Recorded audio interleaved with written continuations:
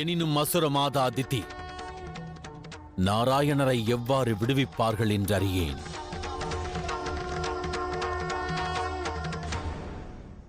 அசுரமாதா திதி என்றும் தங்களை இதிலிருந்து விடுவிக்கப் போவதில்லை.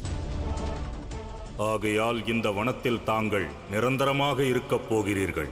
இனி இங்கிருந்து தாங்கள் செல்ல இயலாது.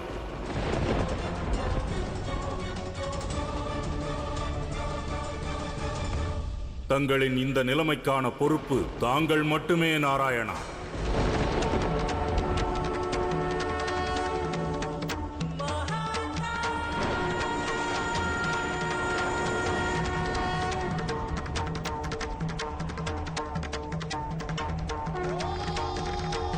அசுரமாதா, எங்கிருக்கிறாய்?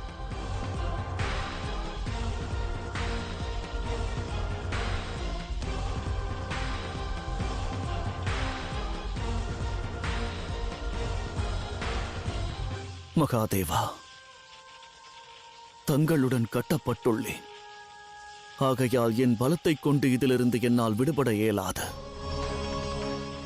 ஏனெனில் என் சக்தி காரணமாக சிவலிங்கம் தன் இடத்திலிருந்து சற்று விலகினாலும் அது தங்களை அவமதித்தது போல் ஆகிவிடும்.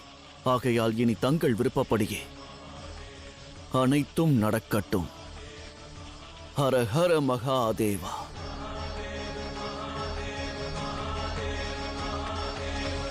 தாங்கள் நிர்கதியாயிருப்பதைப் போன்றே நானும் நிர்கதி கொண்டிருக்கின்றேன் நாராயணா. அசுரமாதா தித்தியாலேயே தங்களை விடுவித்திட இயலும். இப்பொழுது அவர்கள் எங்கிருப்பார்கள் என்று யாரும் அறிந்திருக்க மாட்டார்கள்.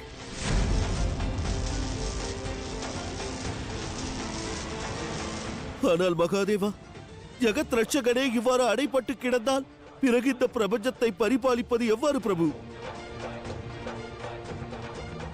நாம் நாராயணரை விடுவிக்க வேண்டும் பிரபு.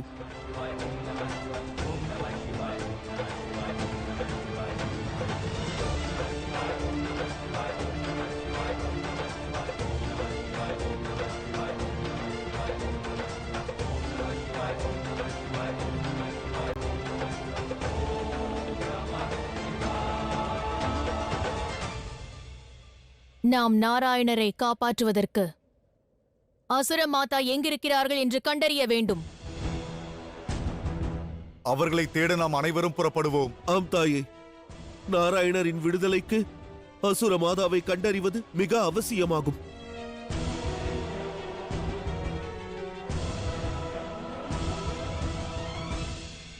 அசுரமாதா, எங்கிருக்கிறாய்? அசுரமாதா திதி, எங்கிருக்கிறாய்?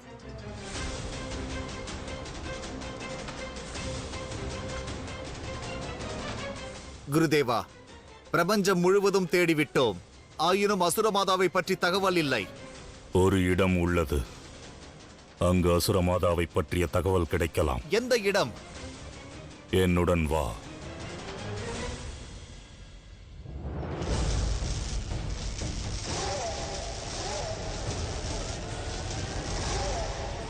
அசுரமாதா திதி, எங்கே இருக்கிறீர்கள்? அசுரமாதா திதி, எங்கே இருக்கிறீர்கள்? அசுரமாதா திதி, எங்கே இருக்கிறீர்கள்? அசுரமாதா திதி, எங்கே இருக்கிறீர்கள்? அசுரமாதா திதி, எங்கே இருக்கிறீர்கள்? அசுரமாதா திதி, எங்கே இருக்கிறீர்கள்?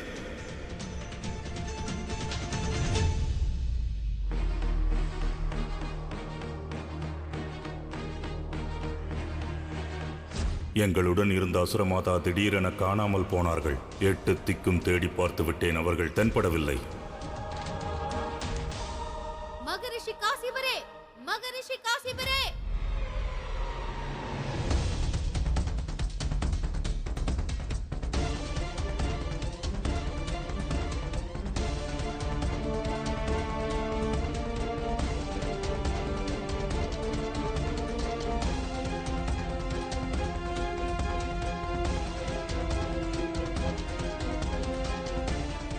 மகரிஷி காசிபரே, மகரிஷி காசிபரே. இது திதியின் குரல் அல்லவா? அவள் எங்கிருக்கிறாள்?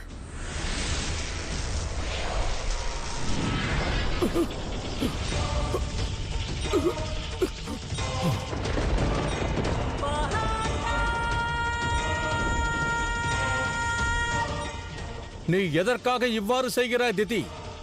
நீ எங்கிருக்கிறாய்? குருதேவா, குருதேவா, என்னவாயிற்று? யார் அது? இந்த தவறுக்கான தண்டனையை நீ நிச்சயம் அனுபவிப்பாய்.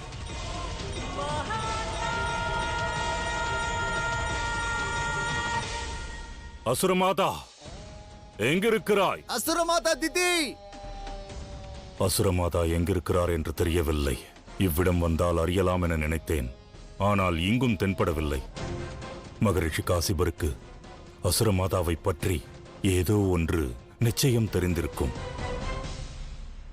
குருதேவா, அங்கு பாருங்கள், மகரிஷி காசிபர்.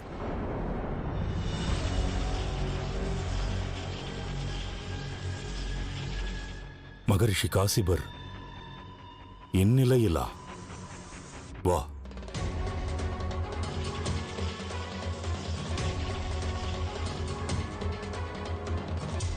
மகரிஷி காசிபர்,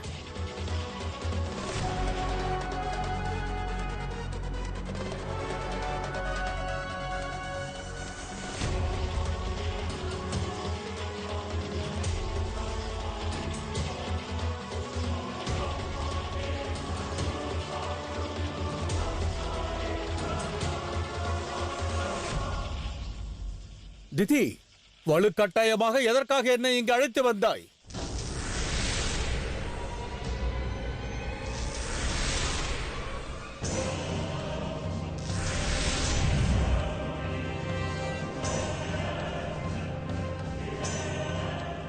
பதில் கூறு திதி, எதற்காக இங்கு என்னை அழைத்து வந்தாய்?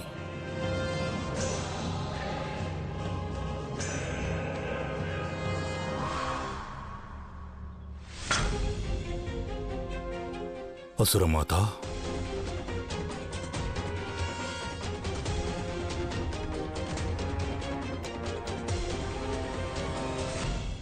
கேட்கிறேன் அல்லவா, ஏன் என்னை இங்கு அழைத்து வந்தாய்? ஏனென்றால் நான் தங்களது ஆசிரமத்திற்கு வந்த பொழுது தாங்கள் என் வார்த்தைகளை கேட்காமல் அவமதித்தீர்கள். என்னை ஆசிரமத்தில் இருந்து வெளியேற்றினீர்கள். நினைவிருக்கிறதா சுவாமி?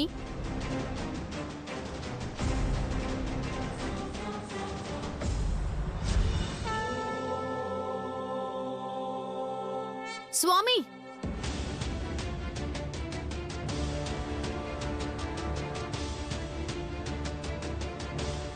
நீயா? இங்கிருந்து சென்றுவிடு.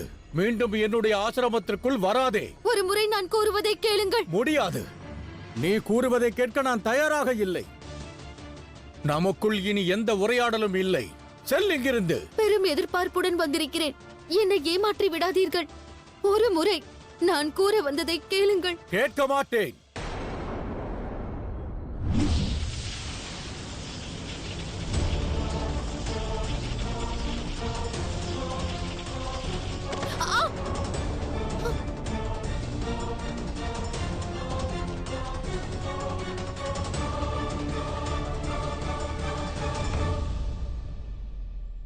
இன்றைய தினத்தை இந்த திதி என்றும் மறக்க மாட்டாள்.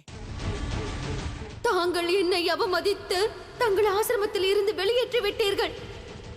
இந்த அவமானத்திற்கு நான் வஞ்சம் தீர்ப்பேன். உங்களை எனது சக்தியின் கயிற்றில் கட்டி நான் விரும்பும் இடத்திற்கு உங்களை இழுத்து வருவேன். எனது சபதத்தை நினைவில் கொள்ளுங்கள் மகரிஷி.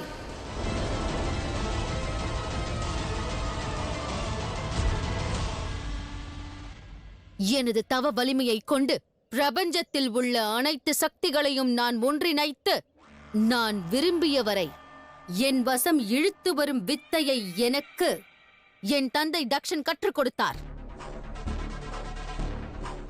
அந்த சக்திகளை பயன்படுத்திதான் நான் இன்று உங்களை நான் என் வசம் இழுத்து வந்திருக்கிறேன். உனக்கு என்னதான் வேண்டும், அதை தெளிவாக கூறு.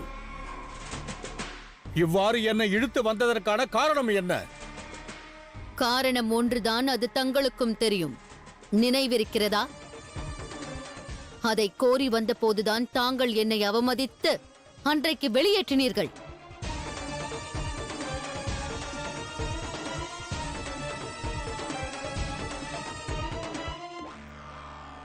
இல்லை. ஆம்,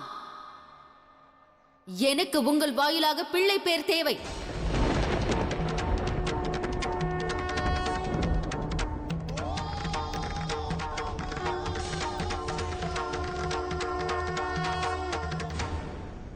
திதி, இது நாள் வரை பல பிள்ளைகளை நாம் பெற்றெடுத்திருக்கிறோம். அப்பிள்ளைகள் அனைவரும் இறந்தார்கள். அதற்கு காரணம் உலகை ஆள வேண்டும் என்ற உனது பேராசைதான். அன்றும் நீ ஆசிரமத்திற்கு வந்தபோது உன் மன விருப்பத்தை நான் முன்பே புரிந்து கொண்டேன். ஆகையால் தான் நான் உன்னை ஆசிரமத்தை விட்டு வெளியேற்றினேன்.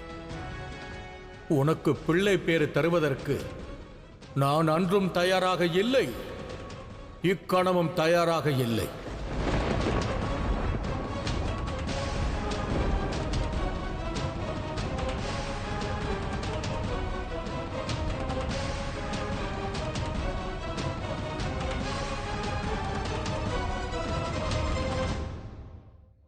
இங்கு இவ்விடத்தில் வீற்றிருக்கும் அனைவருமே மகாதேவர் ஆணையாக கூறுங்கள். ஒரு மனைவியானவள் தன் கணவரிடம் பிள்ளை பேர் கேட்பது நியாயப்படி சரியா அல்லது தவறா?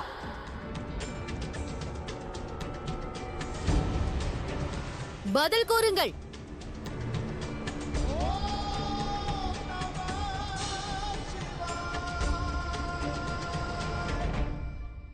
நியாயத்தின் கண்ணோட்டத்தில் அல்ல, தர்மத்தின் கண்ணோட்டத்தில் நீ காண வேண்டும். காலம் கடப்பதற்குள் நீ மாறிவிடு. உண்மையை உணரு. பிடிவாதத்தை துற. அதர்மத்தின் பாதையில் செல்வதிலிருந்து மீண்டு வா.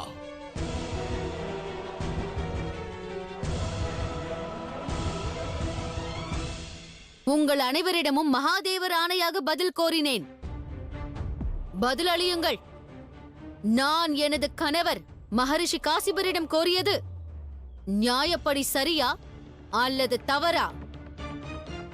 என் கோரிக்கையில் ஏதேனும் தவறுள்ளதா? மௌனம் எதற்கு? பதில் அளியுங்கள்.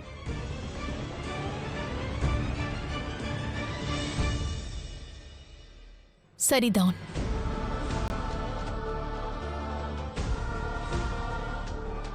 நியாயம்தான். கேட்டீர்களா சுவாமி?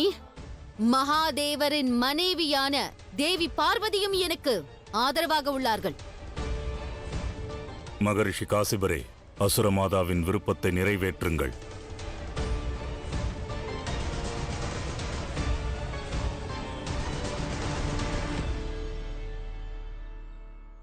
சிவகணங்களே, நன்றி.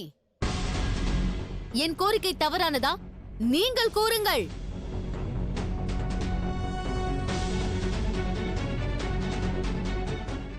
மௌனம் எதற்கு? பதில் அளியுங்கள். உங்கள் கோரிக்கை தவறானது அல்ல.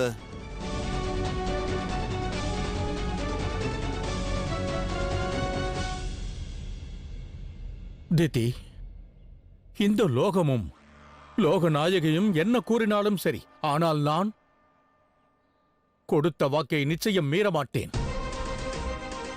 என்னால் உனக்கு பிள்ளை பேறு தர இயலாது.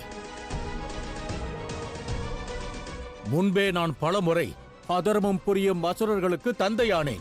மீண்டும் ஒரு பிள்ளையை பெறுவதற்கு எனது மனம் சிறிதும் இடம் தரவில்லை. திதி, என்னை மன்னித்து விடு. செல்ல அனுமதி கொடு. மன்னிப்பு வேண்டாம். பிள்ளை வரம் தாருங்கள். உங்கள் கடமையை சரிவர செய்யுங்கள். என் வித்தை வாயிலாக யாரை நான் அழைக்கிறேனோ அவர்கள் எனது விருப்பத்தை நிறைவேற்றாமல் இங்கிருந்து செல்ல இயலாது.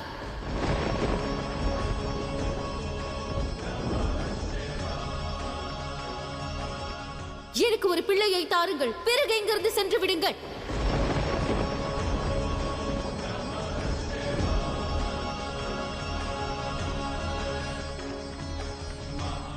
என்ன சிந்தித்துக் கொண்டிருக்கிறீர்கள்? கணவனாக தங்களது கடமையை நிறைவேற்றுங்கள்.